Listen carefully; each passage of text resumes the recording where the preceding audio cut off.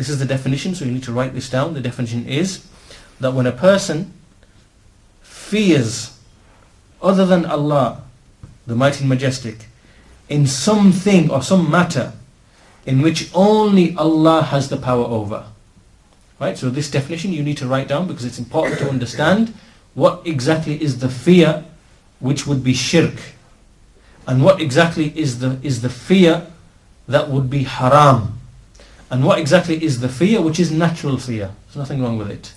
Right? We need to distinguish between all these three types of fear so that we are clear about the rulings. So this definition here, this is the type of fear that we call al-khawf al-sir, the inward secret fear, in that you fear someone or something in an issue in which only Allah subhanahu wa ta'ala has the power and control over. And so this is what the scholars call al-khawf al-sir. And the fear here is that a person fears this thing, he fears that some calamity might befall him, some harm might come to him in his soul. So he has this fear of this thing or this someone or whoever it is in an issue in which only Allah subhanahu wa ta'ala has power over. And so then the Shaykh explains, he gives an example.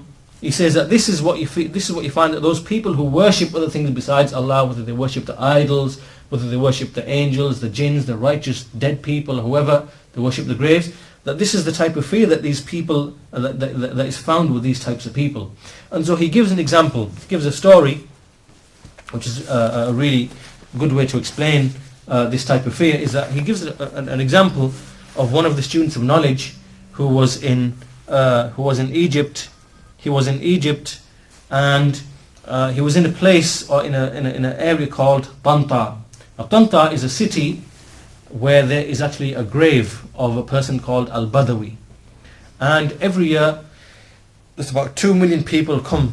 There's a festival, and about 2 million people come to this grave, and they commit shirk there.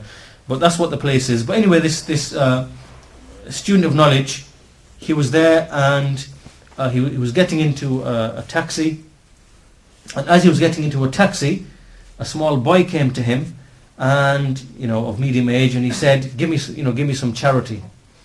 So the student of knowledge gave him something small, and then this child, he swore by al-Badawi. He swore by the person in the grave. He said, by so and so, by al-Badawi, you should give me more. So now amongst these people,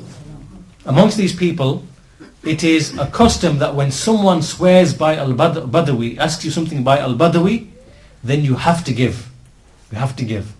Right? This is a custom amongst these people. So when this student of knowledge, now this is obviously a student of knowledge who knows Tawheed, he understands Tawheed. So when he saw that the child swore by al-Badawi, not by Allah, but he swore by al-Badawi, and he asked him for more charity, he said, okay, give me what you've got back, give me that back. So the child thought, well, he's going to take that back and give me more. So the child, gave him the money back. The student of knowledge took it back from him, and then he said, because you swore by al-Badawi, I'm not going to give you nothing, because to swear or to take an oath by other than Allah is impermissible. It is shirk. So now the taxi driver is watching and listening to all of this that's taken place. Right? So then what happens is that now the guy is obviously gone on the journey. The taxi driver started driving, and they've gone on the journey.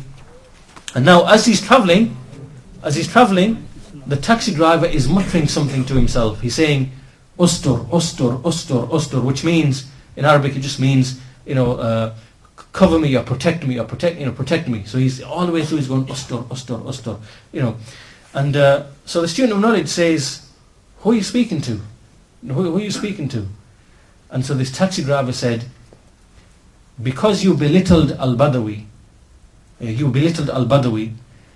that's who I'm speaking to. I'm speaking to him, I'm addressing him, and I'm saying to him, Ustur, meaning, cover me, protect me, safeguard me, cover me, cover me. Why? Because you belittled him, then we are deserving of a calamity. Some calamity might befall us. Because you belittled al-Badawi, then some musibah, some calamity might befall us, we might crash or something, whatever. And so if you look at the mentality of this taxi driver, this is what is called al-khawf as-sir. This is al-khawf as-sir. This is that secret, inward, hidden fear, where you fear, where you have fear from someone besides Allah in something in which only Allah subhanahu wa ta'ala has power and control over. Right? This is different to when you fear someone in something. Let's say, for example, there's an oppressor, someone who's a tyrant or oppressive, and you fear he's going to come and attack you or kill you or whatever. You have fear naturally, but this is because this person has the power and the ability over that.